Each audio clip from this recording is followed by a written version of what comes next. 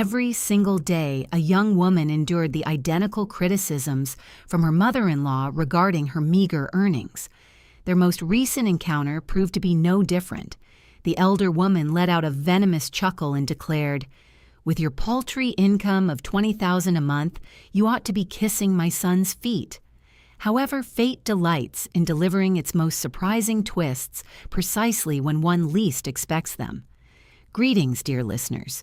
It brings me immense pleasure to welcome you to my channel. I have a compelling news story for you today. I hope you enjoy it. It was during her 3rd month of marriage that Marina learned the art of silence. This wasn't born of resignation, but rather a stark realization that words held no sway in this household.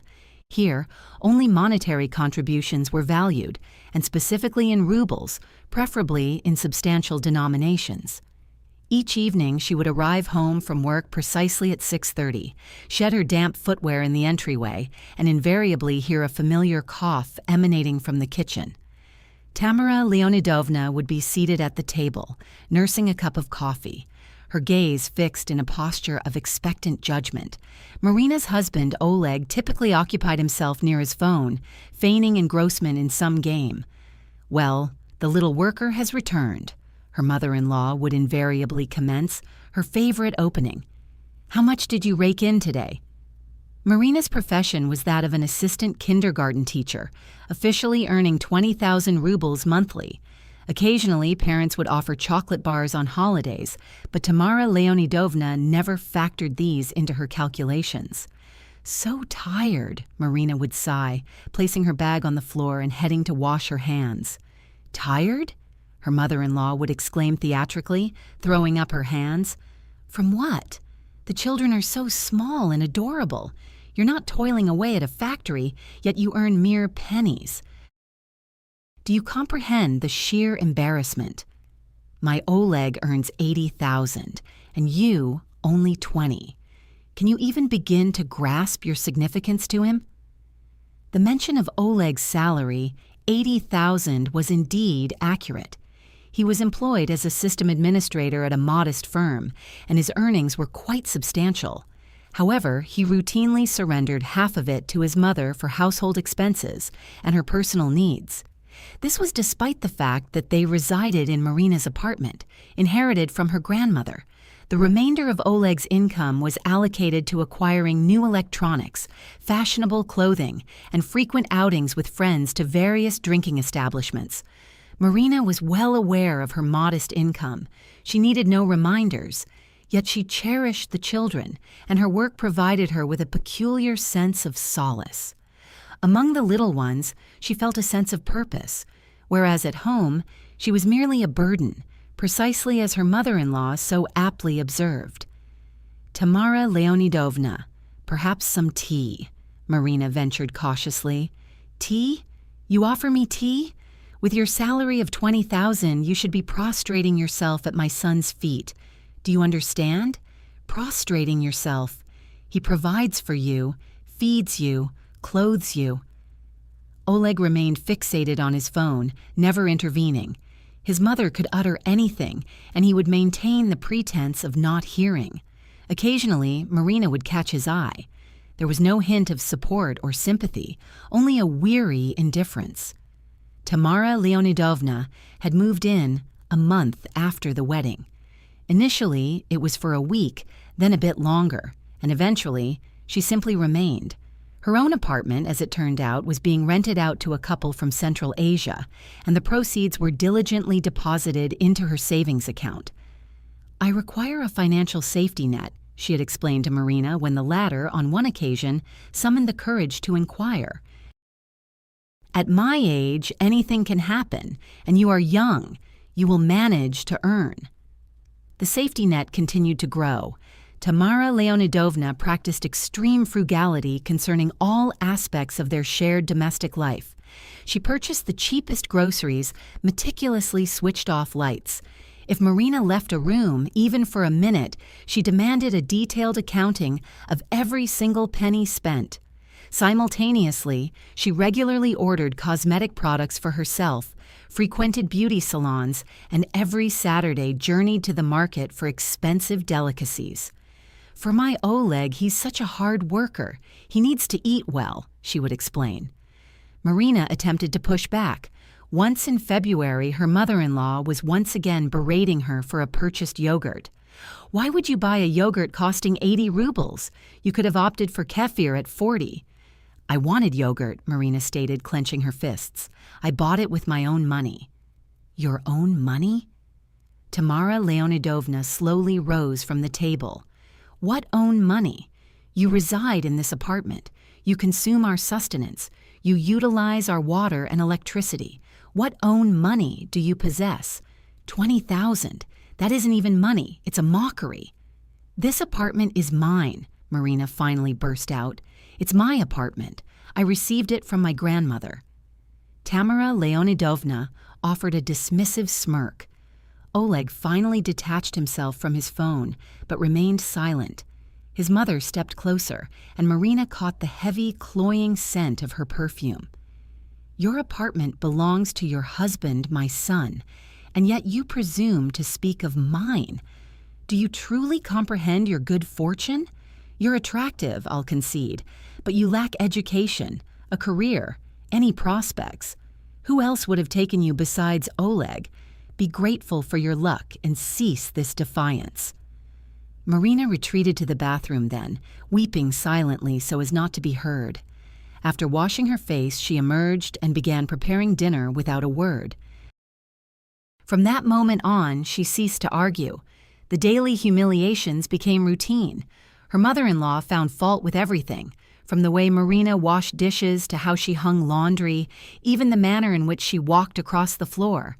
Tamara Leonidovna particularly relished discussing financial matters in the presence of guests. Imagine, she works at a kindergarten for 20,000 in this day and age. I tell her, "Go work at a store as a cashier. They pay more." But no, she enjoys the romance of being with children. The guests would nod in agreement. Marina would flush with embarrassment and retreat to the kitchen. Oleg remained silent, always silent. Yet, something within Marina refused to break. On the contrary, it hardened. Deep within, beneath layers of forbearance and exhaustion, a quiet rage began to grow. She didn't shout or demand, she simply accumulated it. And then, one evening, as her mother-in-law embarked on her favorite topic once more, Marina suddenly found herself thinking, "Why should I endure this?" She was 26 years old. She was healthy, intelligent, and perfectly capable of earning a living. Yes, her current income was 20,000, but who was to say it would always remain so? In April, Marina enrolled in online evening courses, long after her mother-in-law had retired for the night and Oleg was lost in his games. The courses focused on internet marketing, a 3-month intensive program that included assistance with job placement. They cost 15,000 rubles, which Marina painstakingly saved from her salary over 2 months by forgoing lunches. She studied late into the night, sleeping only 4 hours. At the kindergarten, she moved like a zombie, but she persevered.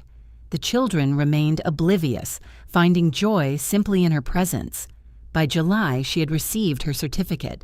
2 weeks later, she received an offer from a small agency. It was a remote position, initially on a probationary basis, but with a salary of 60,000. If she performed well, they promised 75,000. Marina accepted the offer, but told no one. She continued to work at the kindergarten. A fellow kindergarten teacher, an acquaintance, asked Marina to cover for her on weekends, offering 3,000 rubles per day. It was the perfect cover. At the agency, she worked through the nights and in the early mornings. The first month was arduous, but then she found her rhythm. It turned out she possessed a talent. She intuitively understood which content would resonate and which visuals would capture attention. The clients were delighted. In September, her salary was increased to 80,000 rubles, and in October to 100,000, plus project-based bonuses. Marina remained silent and continued to save. Every ruble was meticulously deposited into a separate account, unknown to anyone. Tamara Leonidovna persisted with her usual routine. Every evening, the same lament. 20,000. How can you be so shameless? Oleg works so hard. And you? Marina would nod and retreat to her room. She would turn on her laptop and work until 3 in the morning, then sleep for a mere 2 hours before rising to work again. By December, her account held 400,000 rubles. Marina gazed at this sum and suddenly realized she was free. She could leave. Right now, rent an apartment, file for divorce, and simply live her life. But she didn't leave. Not yet. Something within her demanded a different conclusion. In early January, Marina discovered an advertisement for a Mazda CX-5, a 2017 model in excellent condition, priced at 850,000 rubles. She inspected it, had it thoroughly checked, and negotiated the price down to 780,000, securing a loan for the remaining amount. Her income was more than sufficient to cover the payments. She registered the car in her name and parked it at a nearby building to avoid drawing attention prematurely. And so, on Saturday, January 21st, Marina, as was her custom, awoke at 6 in the morning, brewed coffee, dressed, and left the apartment. A light rain was falling outside, making the asphalt glisten.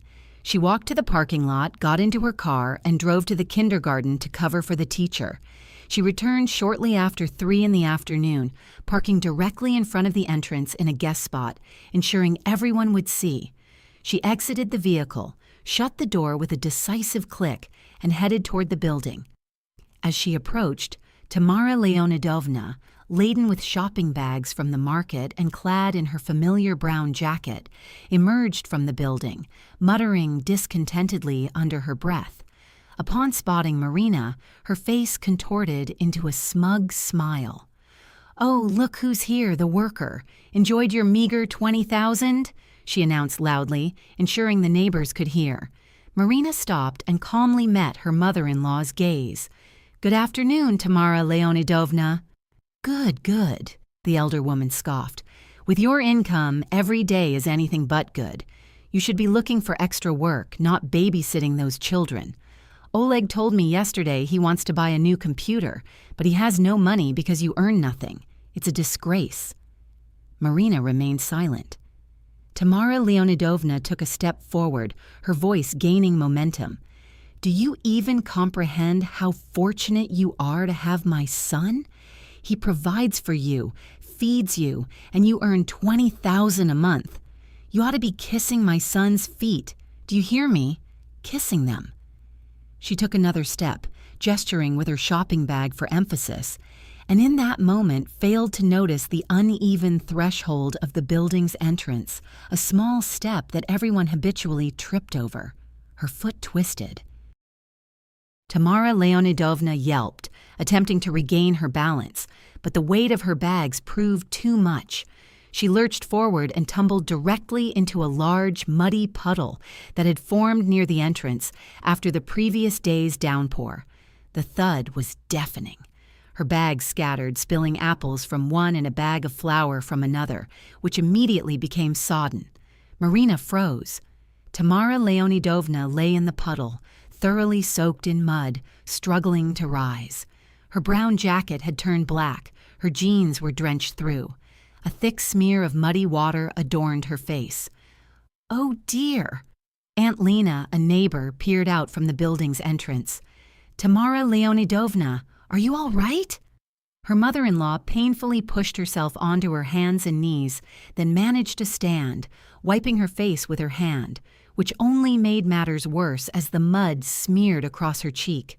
I'm fine," she croaked. "I've told the management company 100 times about this threshold." She raised her head, and her gaze fell upon the guest parking area, where a brand-new burgundy Mazda sat with gleaming rims and fresh license plates. Tamara Leonidovna froze, staring at the car, then at Marina, then back at the car. What is that?" Her voice trembled. Marina pulled her keys from her pocket and pressed the unlock button. The car's hazard lights flashed, and it emitted a soft beep. "My car," Marina replied calmly. "What?" Her mother-in-law took a step forward, nearly slipping again. "What car? Did you steal it? You bought it with your own money." Tamara Leonidovna opened her mouth, but no sound emerged. She stood there, caked in mud with wet earth smeared across her face, looking at her daughter-in-law as if she had suddenly begun speaking an alien language. "With what money?" she finally managed to stammer. "You earned 20,000. You couldn't have." "I can," Marina smiled, the first genuine smile in many months. "It turns out I can." "You took out a loan?" Her mother-in-law seized upon this idea as if it were a lifeline. "Yes, a loan. And now my Oleg will be paying for you." "No, Tamara Leonidovna, the loan is in my name, and I am paying it myself, from my salary, from the 20,000. The mother-in-law's voice escalated to a shriek. "No, from 120,000, plus an additional 30 to 40,000 a month in project percentages." Silence descended. Aunt Lena gasped from the doorway, covering her mouth with her hand. Several other neighbors peered out of their windows. The commotion from the fall had attracted attention. Tamara Leonidovna stood motionless. Mud slowly dripped from her jacket onto the asphalt. "You're lying," she finally managed. "You work at the kindergarten?"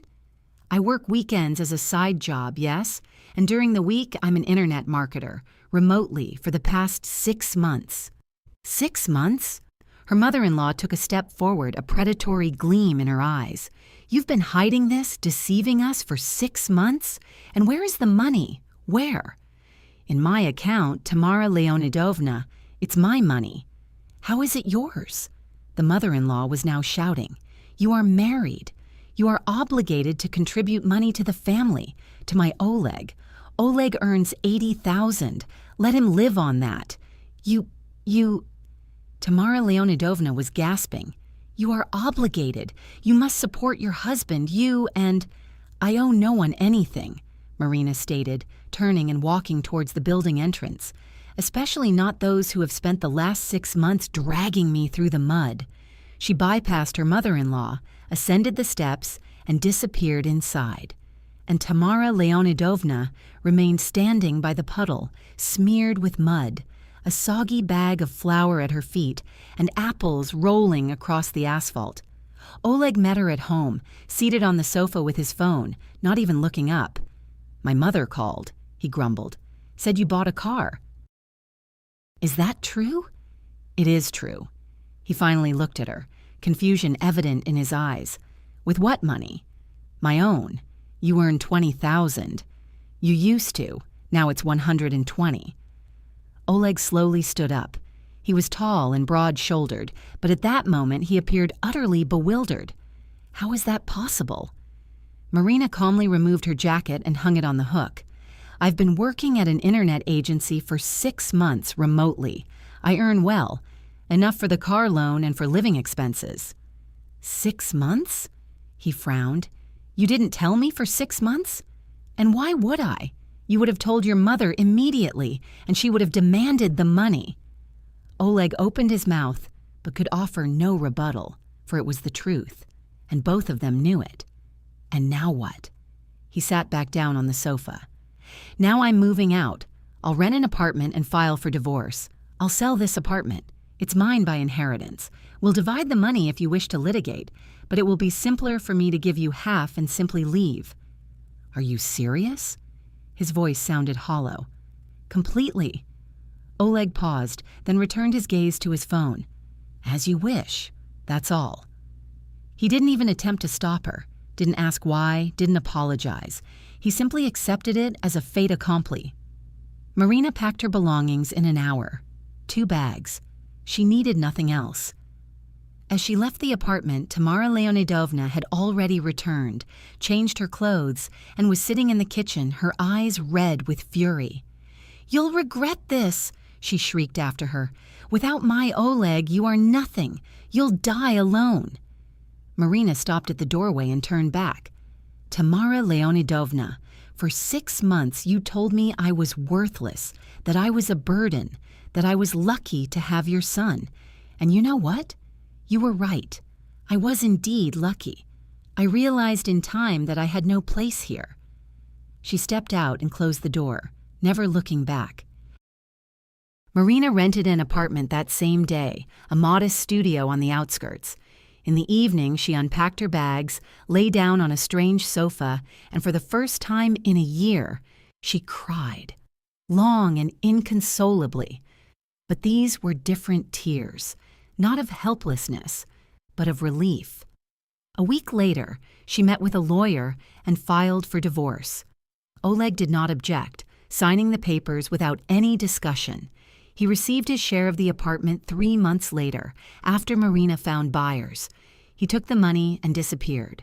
Later, she heard that he had moved out of his mother's place and rented a room somewhere on the other side of the city. Tamara Leonidovna returned to her own apartment, evicted the tenants, and was now living off her accumulated financial safety net.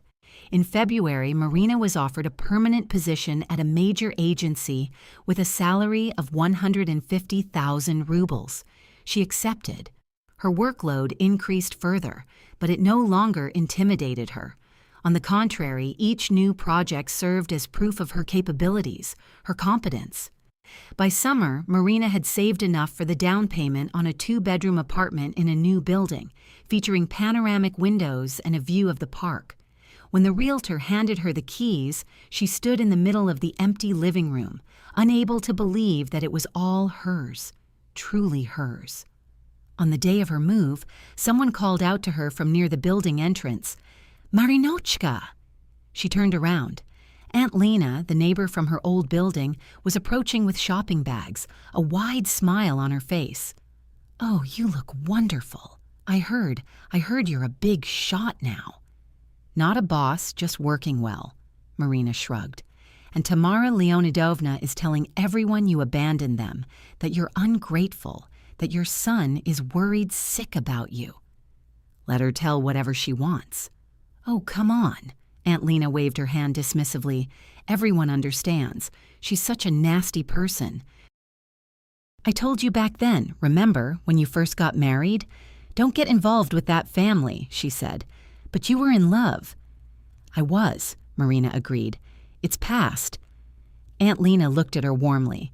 "You're amazing. I'm proud of you." Strangely, these words warmed her more than anything else. August turned out to be sweltering. Marina entered the market for some fruit and froze. Near the vegetable stalls, bent over a crate of tomatoes, stood Tamara Leonidovna. She was haggling with a vendor over 10 rubles, gesticulating wildly, arguing her case. She had aged. She looked gaunt. The same anger was in her eyes, but now it was faded, powerless. Marina walked past without greeting her, without stopping. Tamara Leonidovna didn't notice her, too engrossed in her dispute. In the evening, Marina sat on her balcony, gazing at the sunset over the park, contemplating the peculiar twists of life. A year ago, she had been nobody, a pathetic daughter-in-law humiliated daily. Now she had her own apartment, a good job, and most importantly, freedom. Her phone vibrated, a message from a colleague. "Tomorrow's a meeting with a new client. Prepare yourself. It's a big budget." Marina smiled and sent a reply. "Ready." She put her phone down and closed her eyes. The wind rustled her hair. Somewhere below, children's laughter echoed from the courtyard. It felt good. For the first time in a long time, it simply felt good.